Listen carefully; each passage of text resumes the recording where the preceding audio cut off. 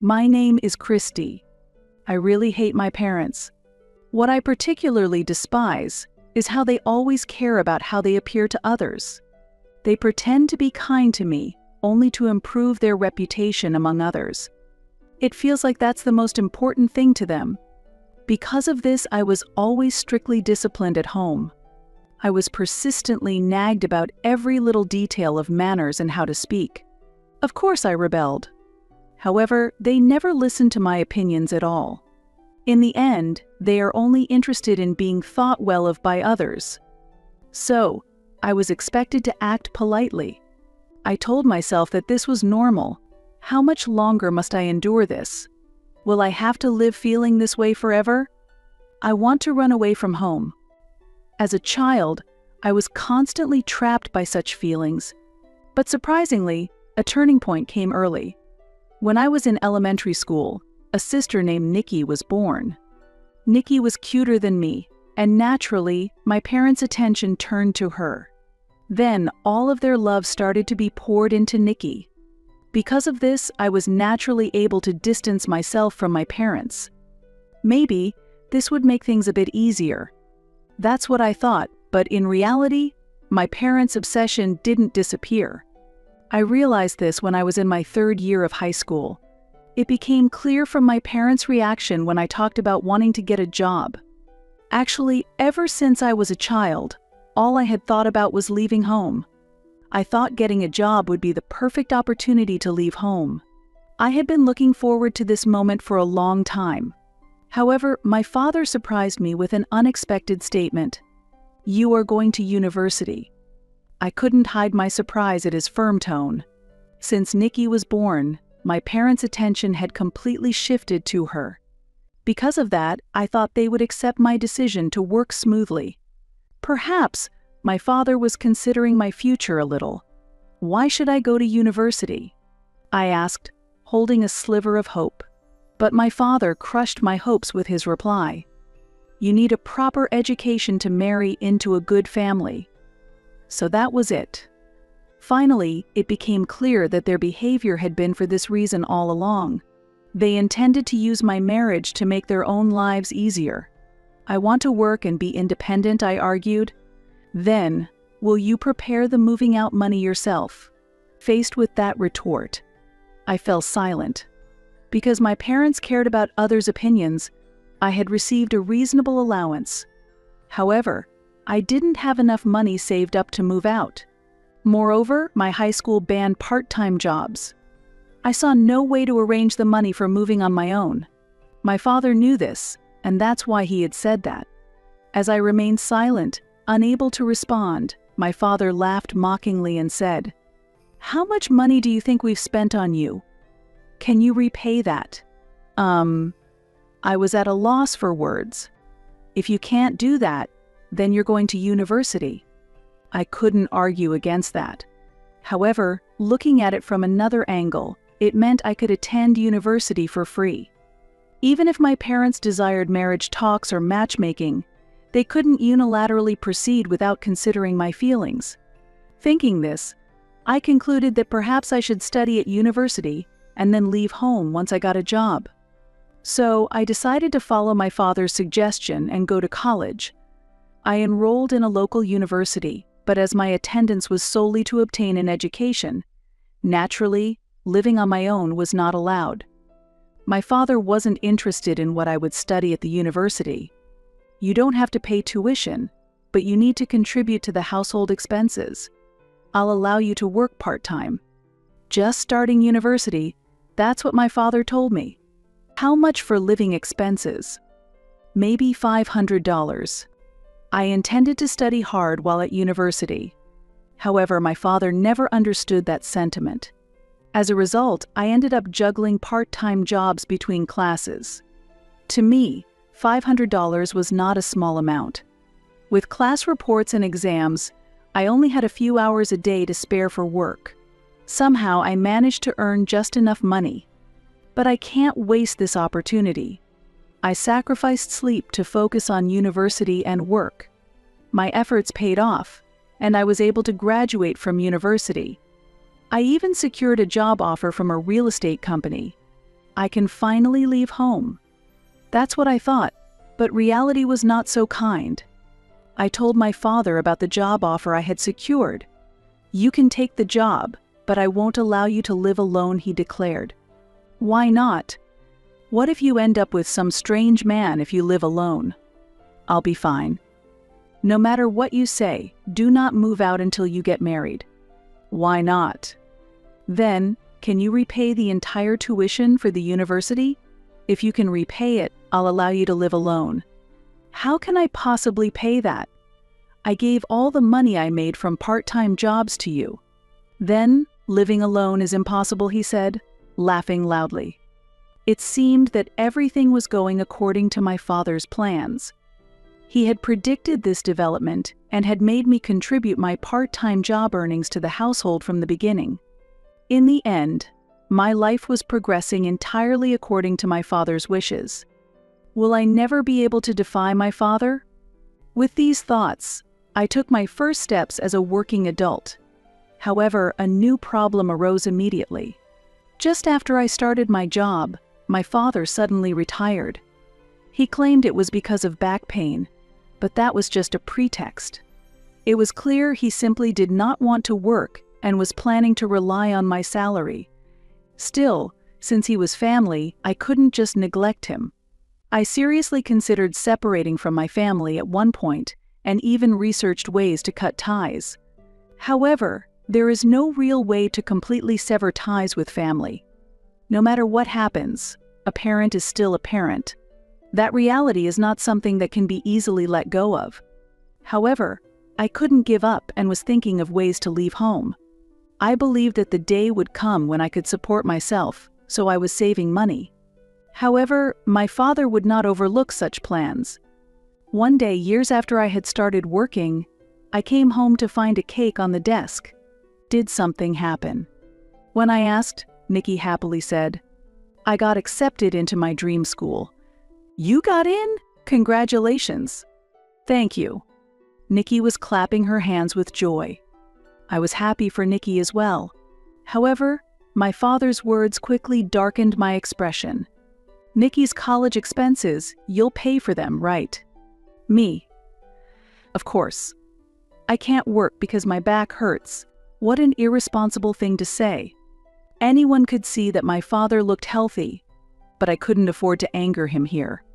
Besides, it's true that he has no money. If I don't pay Nikki's tuition, she won't be able to go to college. Understanding this, my father could remain calm. This would further delay my moving out. For my father, it's killing two birds with one stone, securing Nikki's education and preventing my independence. Nikki is a sweet girl. Thanks to her, I was able to maintain a relationship with my parents when I was young. Nikki may not realize it, but I am grateful to her. So, I decided to pay for Nikki's tuition. Looks like I won't be able to live on my own for a while. One day, I was voicing my frustrations about my father while drinking alone late into the night. Nikki started attending university happily. To earn money for Nikki's tuition, I worked even harder than before. Spending my days like this, I inevitably became utterly exhausted. One day, tired as I was, I left my wallet in the entrance at home when I went to work. I didn't realize it until I reached the station and tried to pass through the ticket gates. Oh no, my wallet. I remembered pulling it out at the entrance when I left the house. I hurriedly called home. Nikki took the wallet and headed to the station. My mother replied. Nikki did. She said it was on her way to university. Hearing that, I started running. Then I spotted Nikki at a deli near the station. It looked like she had done some shopping there, holding something in her hand. Nikki. Did you bring my wallet? Yes, here it is. Nikki pulled out my wallet. I immediately checked inside. I guess I'm not trusted, huh? The employee badge is in there. It would be a big problem if I lost it. There were also a corporate card and an IC card inside. I was relieved that no money had been used. Thank you so much. I thanked Nikki and quickly returned to the station. Thanks to Nikki, I made it to work on time. I need to be more careful from now on. Later, on my way home, I bought a cake to show my gratitude to Nikki. Nikki enjoyed the cake, and I was glad to have thanked her. However, at that time, I didn't understand anything yet. A few days later, Judy from accounting came to see me. "Christy, do you have a moment now?" She is a senior colleague who has been very helpful. When I was living frugally, she gave me clothes and cosmetics for free. She has helped me a lot with my personal life and work. So, I thought it would be a personal matter from her. However, contrary to my expectations, Judy led me to a secluded spot. "Why have we come all the way here? Is something wrong? It's hard to talk over there. I wanted to check something. Have you used the company card for anything other than sales recently?" The company card she referred to is a corporate card. It is issued by the company to manage expenses centrally. As I'm in sales, I am given an employee card. However, withdrawals are made from the corporate account, so it's immediately apparent if it's used for personal purposes. I shouldn't have used it for anything other than sales. I became worried. Although I had no recollection of it, it was possible that someone might have used it without my knowledge. While I was retracing my memory, Judy said, "There's a record of your card being used at a deli. Water was purchased. Do you remember anything about that?" Water. Deli. I racked my brain. Then, I remembered the day I had left my wallet at home. It was brief, but Nikki had had my wallet. I always carry my wallet with me at work. Thinking about it, the only person other than me who could have used the card is Nikki. Do you know the date the card was used? I wanted to believe it wasn't Nikki. If it wasn't the day in question, Nikki would be unrelated.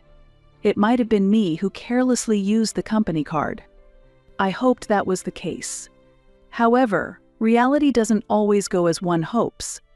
The date the card was used was the same as the day I left my wallet at home. "Do you remember anything?" Asked by Judy, I blurted out. "I'm sorry, I think I used it thinking it was my IC card." I sometimes buy water at the station deli? I see. I'm sorry. I'll be more careful in the future.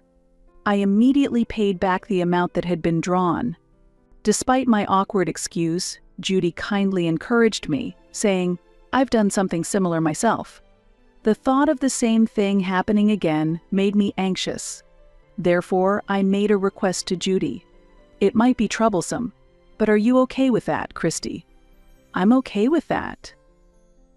I don't want to make this mistake again." "Then, I'll take care of it. Thank you." And so, the company was able to avoid making a big issue out of it. But there won't be a next time. If the same thing happens again, it will be treated as a major problem. That's why I took proactive steps. In any case, this was a major turning point. I had always believed that Nikki was a good girl. She grew up receiving my father's love fully. Moreover, she has never rebelled against him. But after this incident, I realized that perhaps Nikki has just been pretending to be good in front of everyone. It might not only be when she is outside, but also towards me. Thinking this made Nikki's smile feel unnervingly scary. My parents are trying to use me for their own benefit. That's why I've always been wary of them, especially my father. However, I now need to be careful around Nikki as well. This is troubling. Living in the same house as my parents and Nikki started to feel unsettling. I had always wanted to move out, but now that desire has grown even stronger. So I decided to talk to my boyfriend, Ken. "Really? Then, why don't you marry me and live together?" Ken said casually. "Eh? What?" I was at a loss for words. Ken continued. "Why don't you just marry me and live together? Being a civil servant, I think even your parents would approve of me." That might be true. Ken and I were classmates in college. We have been dating for over 5 years. I had also been thinking a bit about marriage. However, my family is not normal. It's not a situation where I can casually talk about getting married. Ken knows my family is not normal, and has always been there to listen to me. Still, he is trying to marry me. Please. With that, I decided to marry Ken. However, there was no time to indulge in happiness. There were many problems that needed to be resolved. The biggest concern was my father. I had no idea if he would agree to the marriage. How should I talk about it? I didn't know how to start the conversation with my father. However, time flew by quickly, and before I knew it, about half a year had passed. I really need to tell him now. Just when I was thinking this, a trivial matter led to a fight with my father. Don't make me say it again. I'm telling you to accept this man. I don't want to. I have a boyfriend. A boyfriend? What kind of guy is he? He's my classmate from college. He's a civil servant now. My words silenced my father. He seemed to be deep in thought. I continued. It looks like he's willing to give a decent amount for the betrothal gifts. He's from a respectable family. Foon. It seemed my father was hesitant. This might be my chance. I boldly pushed the conversation further. How much would satisfy you? Well, maybe $30,000. I was taken aback by the figure of $30,000. However, when I spoke to Ken about it, he agreed to pay the $30,000. Thanks to that, I was finally able to move out of the house. Once the negotiations settled, everything else proceeded smoothly. I quickly arranged the move. I booked a moving service for Sunday and moved. While packing, Nikki approached me. Make sure you pay for my tuition. I know. There's something I've been wanting to ask you. You used my card to shop before, right? Oh, you noticed that. Nikki showed no signs of remorse. I had wanted to ask her about it many times since that day, but the timing never seemed right. I finally mustered the courage to ask. But it apparently wasn't a big deal to Nikki. Using someone else's card without permission is a crime. We're family, so it shouldn't be a problem. Her response showed no sense of guilt at all. I was furious. I'll make sure to deposit your tuition in the account. But this is the last time. What?